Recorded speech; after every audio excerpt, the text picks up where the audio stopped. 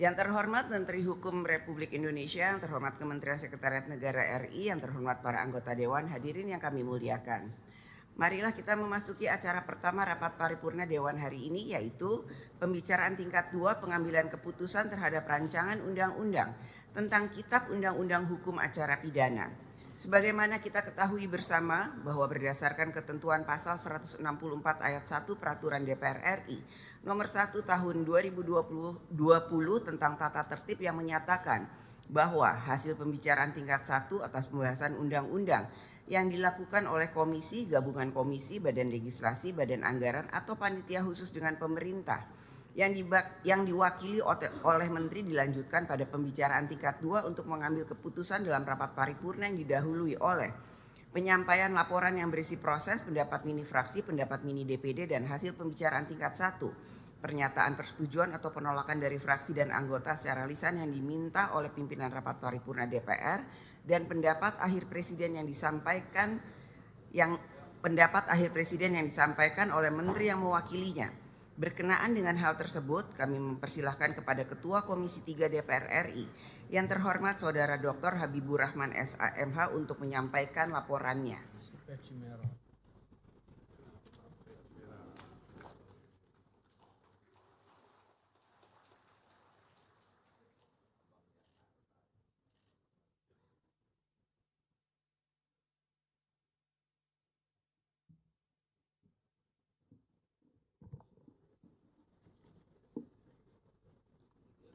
Bismillahirrahmanirrahim. Assalamualaikum warahmatullahi wabarakatuh.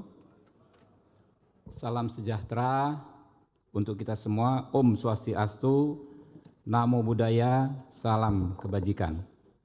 Yang kami hormati Ketua dan Wakil Ketua DPR RI, yang kami hormati Bapak Ibu anggota DPR RI, yang kami hormati Menteri Sekretaris Negara Republik Indonesia atau yang mewakili, yang kami hormati Menteri Hukum Republik Indonesia atau yang mewakili, serta hadirin yang kami muliakan.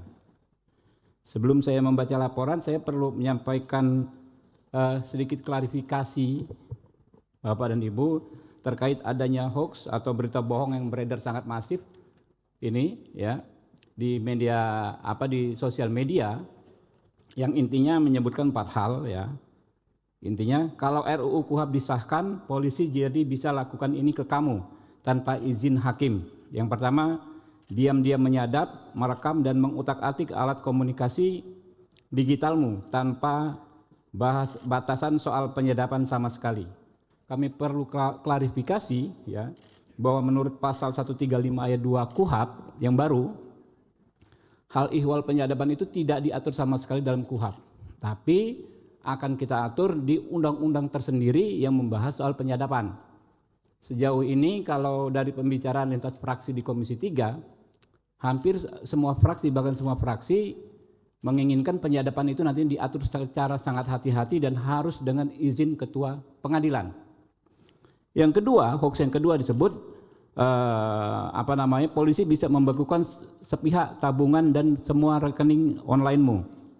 Kami perlu sampaikan bahwa menurut pasal 139 ayat 2 KUHP baru yang insya Allah ini akan kita sahkan, semua bentuk pemblokiran tabungan, kemudian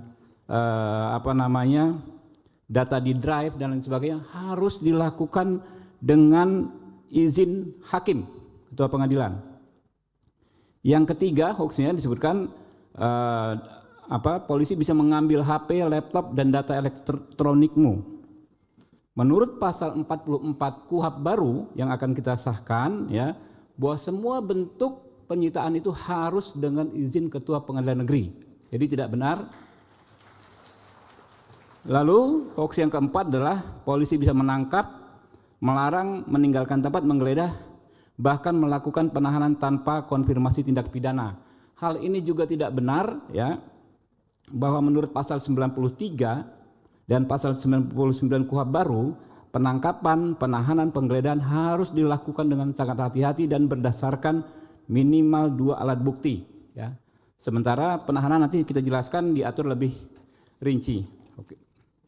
Ya, baik, kita akan lanjutkan ya. Pertama-tama kita panjatkan puji syukur kehadirat Allah Subhanahu wa taala karena atas perkenannya kita bisa menghadiri rapat yang teramat penting ini, ya, rapat seperti ini mungkin bisa terlaksana pengesahan KUHP itu 40 tahun sekali, mengingat KUHP yang ada sekarang itu telah berusia 44 tahun. Ya.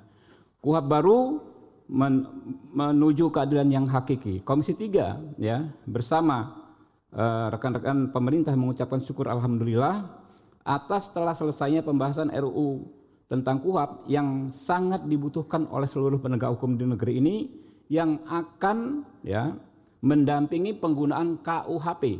Ya, KUHP itu sebagai hukum material harus dilengkapi dengan hukum operasionalnya yaitu KUHP dan akan sama-sama berlaku 2 Januari 2026. Bapak-bapak, ibu-ibu, ya, kami perlu sampaikan bahwa pembentukan RUU KUHP ini tidaklah terburu-buru sama sekali. Bahkan kalau hitungannya ya, saya hitung waktu kita membentuk KUHP ini lebih dari 1 tahun. Lebih dari 1 tahun. Dimulai dengan 6 November 2024, saat itu kita menugaskan kepada Badan Keahlian Dewan untuk menyusun naskah akademik dan RUU. Baru 18 Februari 2025 RUU KUHP disahkan menjadi RUU usul dari DPR RI. 18 Februari itu juga surat Ketua DPR RI ke Presiden, ya, baru tanggal 19 Maret 2025 surat Presiden tentang penunjukan wakil pemerintah, 19 Maret 2025 juga surat Presiden tentang penunjukan wakil pemerintah, 8 Juli 2025 ya pembentukan Panja KUHP, kemudian Januari sampai November 2025 itu penyerapan aspirasi masyarakat ya secara luas ya sampai 140 orang, kemudian 13 November pembahasan tingkat pertama RUU KUHP. Hadirin yang kami muliakan ya, KUHP ini dalam penyusunan KUHP ini kami semaksimal mungkin berikhtiar untuk memenuhi apa yang disebut meaningful participation atau partisipasi yang bermakna. Sejak ya Februari 2025 Komisi 3 DPR RI telah mengunggah ya naskah RUU tentang KUHP ke laman DPR Go.id dan melakukan pembahasan DIM secara terbuka.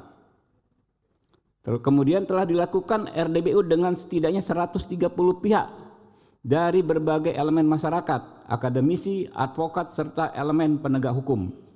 Lalu kita juga sudah melakukan kunjungan kerja ke Jawa Barat, Yogyakarta, Kepulauan Riau, Sumatera Utara, Sumatera Selatan, Sulawesi Utara, Bangka Belitung, Jawa Timur, Gorontalo, Sumatera Utara, Banten, Sulawesi Tenggara, Aceh, Nusa Tenggara Barat untuk menyerap aspirasi masyarakat.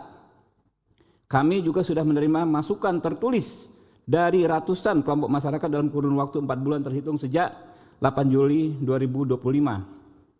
Bapak Ibu, kemudian seluruh fraksi dan anggota Komisi 3 DPR RI secara bulat menyetujui RUU KUHP dilanjutkan ke pembicaraan tingkat 2 pada rapat paripurna. Bapak Ibu, ya, ada sedikit perbandingan antara KUHP lama dan KUHP baru. KUHP lama ya, KUHP itu pada intinya adalah undang-undang yang mengatur interaksi antara negara yang diwakili aparat penegak hukum dengan warga negara yang merupakan orang yang bermasalah dengan hukum. Ya. Di KUHP yang lama, negara itu terlalu powerful, aparat penegak hukum terlalu powerful. Ada di gambar yang sebelah kiri ya, yang merah itu. Kalau di KUHP yang baru ya, warga negara diperkuat, diberdayakan. Haknya diperkuat ya melalui juga penguatan profesi advokat sebagai orang yang mendampingi warga negara. Kemudian di KUHP yang baru ini kita sudah melakukan akomodasi maksimal terhadap kelompok rentan ya. Dalam RUU ini kita mencantumkan pengaturan spesifik untuk kelompok rentan, penyandang disabilitas. Pasal 145 ayat 1 menjamin hak atas pelayanan dan sarana prasarana berdasarkan ragam penyandang disabilitas. Pasal 228 ayat 1 mengatur pengangkatan pendamping disabilitas sebagai juru bahasa.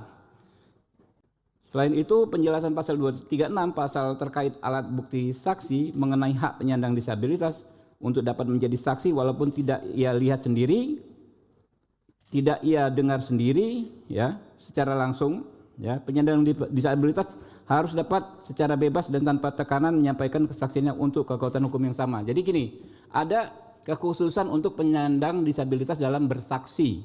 Kalau saksi orang biasa bukan disabilitas, dia harus melihat sendiri, mengalami sendiri, mendengar sendiri. Khusus untuk disabilitas, klausul tersebut tidak berlaku karena justru penyandang disabilitas memiliki kemampuan untuk mengenali seseorang atau melihat situasi tanpa panca indera yang ada pada orang yang tidak disabilitas. Kemudian hal kedua terkait hak perempuan, akomodasi kelompok rentan. Hak perempuan diatur di pasal 147 ayat 2 yang menjamin hak untuk mendapatkan perlakuan yang bebas dari sikap merendahkan, menyalahkan dan mengintimidasi, serta hak untuk mendapatkan pendampingan dan pertimbangan spesifik berbasis kerentanan dan kebutuhan gender. Hak lanjut usia, ya, hak lanjut usia juga diatur, bukan hanya hak kelompok rentan yang di KUHP lama nggak diatur, bukan hanya hak perempuan yang di KUHP lama nggak diatur, hak lansia di KUHP lama nggak ada, di KUHP baru diatur. Ya, hak lansia pasal 148 ayat 2 menjamin hak atas pelayanan, sarana dan prasarana khusus. Selain itu terhadap kewajiban khusus bagi penegak hukum untuk melakukan asesmen sesuai dengan masukan masyarakat. Pasal 5 huruf D menyebut dan pasal 7 huruf N, penyidik diberi kewenangan untuk melakukan asesmen untuk mengupayakan rujukan bagi kebutuhan khusus perempuan dan kelompok rentan. Nah, kemudian KUHP baru secara spesifik ya mengatur larangan atau perlindungan warga negara dari penyiksaan, yang mana di KUHP yang lama nggak ada sama sekali. Ya, jadi kita bayangkan kalau KUHP lama terus berlangsung hingga saat ini, tiap hari akan ada korban. Makanya di KUHP baru disebut pasal 143 huruf M, hak saksi, pasal 144 huruf Y, hak korban secara tegas menjamin hak bebas dari penyiksaan, intimidasi, perbuatan tidak manusiawi yang merendahkan harkat dan martabat manusia selama proses hukum. Ini diusulkan dari Universitas Indonesia melalui saudara Taufik Basari. Selain itu, pasal 30 ayat 2 mengatur bahwa pemeriksaan direkam menggunakan kamera pengawas sebagaimana mekanisme pengawasan dan pencegahan praktik penyiksaan. Jadi dalam pemeriksaan menurut KUHP baru itu harus ada kamera pengawas. Jadi ini sangat memperkecil ruang terjadinya penyiksaan dan intimidasi. Yang mana aturan ini di KUHP lama tidak ada, gitu loh. Kita lihat beberapa kali kasus yang terungkap di Komisi 3 bahwa terjadinya kekerasan itu terungkap dari adanya kamera pengawas, gitu. Nah, berikutnya soal syarat penahanan. Di KUHP lama, ya, warga negara yang bermasalah dengan hukum bisa ditahan hanya dengan 3 kekhawatiran yang subjektif. Yang pertama, kekhawatiran menimbul tersangka atau terdakwa melarikan diri, kekhawatiran tersangka atau terdakwa menghilangkan alat bukti, kekhawatiran tersangka atau terdakwa mengulangi tindak pidana. Jadi hanya berdasarkan 3 kekhawatiran yang sifatnya sangat subjektif, seseorang bisa ditahan menurut KUHP lama. Kalau pengaturan di KUHP baru, maka pengaturannya lebih objektif. Ada 8 hal. Ya, penahanan dilakukan jika 1, terdakwa atau tersangka mengabaikan panggilan penyidik sebanyak 2 kali berturut-turut tanpa alasan yang sah. Ini kan objektif. Kedua, memberikan informasi yang tidak sesuai fakta pada saat pemeriksaan. 3, menghambat proses pemeriksaan. 4, berupaya melarikan diri. 5, berupaya merusak dan menghilangkan barang bukti. 6, melakukan ulang tindak pidana. 7, terancam keselamatannya atas persetujuan atau permintaan terdakwa sendiri. 8, mempengaruhi saksi untuk mengatakan kejadian yang tidak sebenarnya. Jadi di KUHP lama itu penahanan itu sangat subjektif, bisa seleranya penyidik saja, suka-sukanya. Di KUHP yang baru tidak, gitu loh. Itu perbandingannya. Syarat penahanan. Nah, kemudian bantuan hukum, ya. Secara spesifik di KUHP lama nggak ada soal bantuan hukum. Di KUHP baru diatur secara spesifik dan tegas. Pasal 142 huruf G menjamin hak tersangka terdakwa untuk mendapat jasa hukum atau bantuan hukum. Pasal 142 menjamin hak untuk memilih atau mendapatkan pendampingan advokat. Yang lalu jaminan hak tersangka, ya. Di KUHP lama, ya, hak tersangka sangat terbatas, hak untuk segera diperiksa, diberitahu sangkaan, didampingi penasihat hukum terbatas. Di KUHP baru, hak tersangka, hak untuk menolak memberikan keterangan, hak berkomunikasi yang lebih luas, hak salinan BAP, hak mengajukan keadilan restoratif, serta perlindungan khusus bagi kelompok rentan, penyandang disabilitas dan perempuan. Selain itu RUU KUHP atau KUHP yang baru secara tegas menegaskan larangan penyiksaan, lalu memperlihatkan peningkatan standar fairness. Nah, ini yang penting berikutnya peran advokat. Ya, di KUHP yang lama ya, seseorang warga negara yang berurusan dengan hukum baru bisa didampingi advokat ketika statusnya sudah menjadi tersangka. Jadi kalau dipanggil, ada seseorang dipanggil baru sebagai saksi, itu nggak wajib didampingi oleh advokat. Nah, di KUHP yang baru, seseorang sejak awal bisa didampingi oleh advokat, bahkan ketika belum berstatus sebagai saksi, baru pemberi keterangan pun sudah bisa didampingi oleh advokat. Nah, di KUHP lama juga aturannya seorang advokat itu hanya bisa duduk, mencatat dan mendengar, nggak bisa debat, nggak bisa berargumentasi. Sementara di KUHP baru, advokat bisa menyampaikan keberatan dan keberatannya itu harus diakomodir dalam BAP.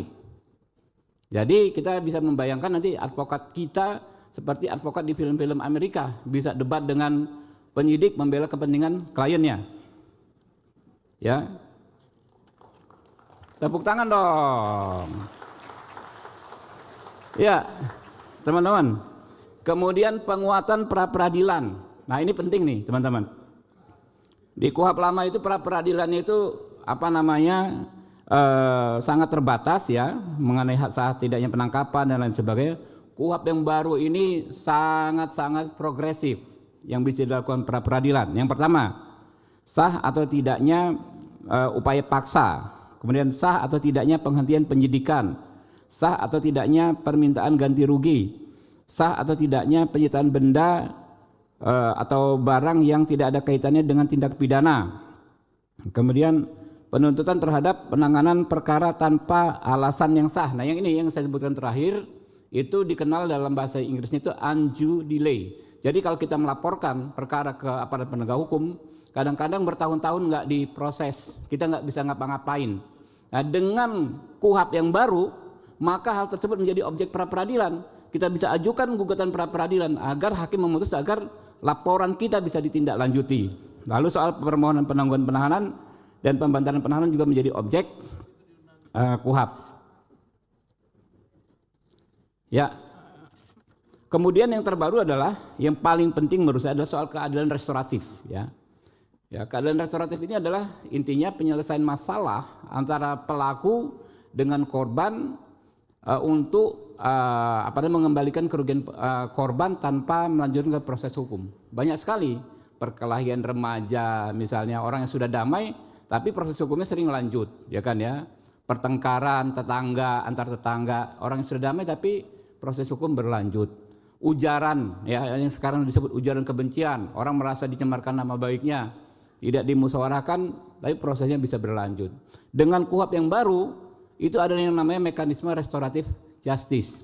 Bisa bertemu, dipertemukan pelaku dengan korban, dicari titik temunya sehingga nggak perlu lanjut ke proses hukum. Ini nilai-nilai luhur yang sejak zaman dulu sebetulnya juga sudah ada, tapi baru kita atur secara tegas dalam KUHP ini. Ya. Berikutnya KUHP baru juga mengatur soal penguatan dan perlindungan hak korban, kompensasi, restitusi dan rehabilitasi. Ya. Terakhir teman-teman ya, KUHP baru ini ya, walaupun baru kita sahkan hari ini, sudah langsung bisa diterapkan dan digunakan oleh aparat penegak hukum 2 Januari. Karena pengaturannya kita bikin, kita siasatin demikian gitu loh. Ketentuan lain tidak boleh ya. Yang pertama ada berapa poin? Yang pertama, ketentuan lain tidak boleh bertentangan dengan KUHP kecuali diatur oleh KUHP. Peraturan pelaksana harus menyesuaikan dan sinkron dengan KUHP. Lalu untuk pelaksanaan acara pidana yang sedang berjalan masih berlaku sepanjang tidak bertentangan dengan KUHP. Peraturan pelaksana KUHP tidak menyebabkan kekosongan hukum.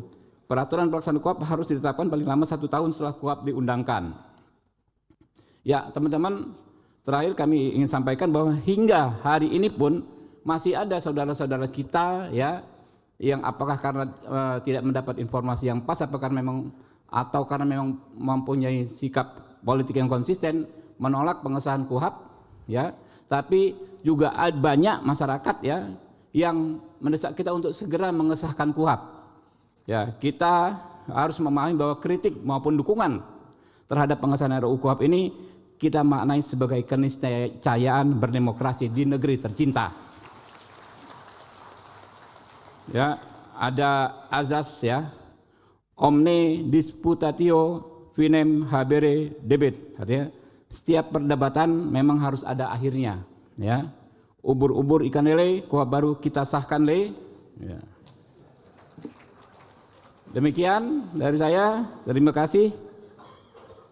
Wassalamualaikum warahmatullahi wabarakatuh. Salam, Om Santi Santi Om, Namo Buddhaya, salam kebajikan. Jakarta 18 November 2025, Pimpinan Komisi 3 DPR RI, Ketua Dr. Haji Habibur Rahman, SMA A88.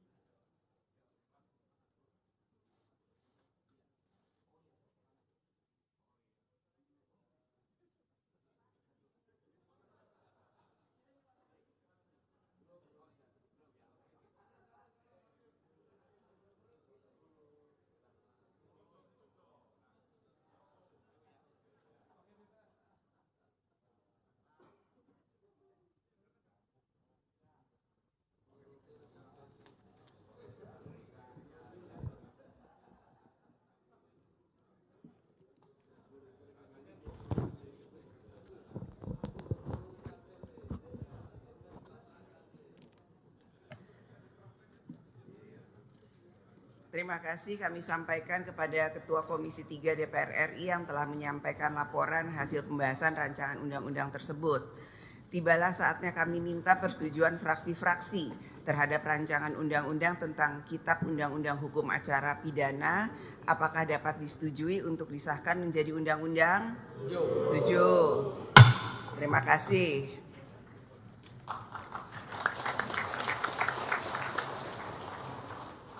Tadi penjelasan dari Ketua Komisi 3 saya rasa cukup bisa dipahami dan dimengerti sekali. Jadi hoaks-hoaks yang beredar itu semuanya hoaks, tidak betul, dan semoga kesalahpahaman dan ketidakmengertian bisa segera kita sama-sama pahami bahwa itu tidak betul. Sidang Dewan yang terhormat, berikutnya kami akan menanyakan sekali lagi kepada seluruh anggota, apakah rancangan undang-undang tentang Kitab Undang-Undang Hukum Acara Pidana dapat disetujui untuk disahkan menjadi undang-undang? Setuju. Terima kasih.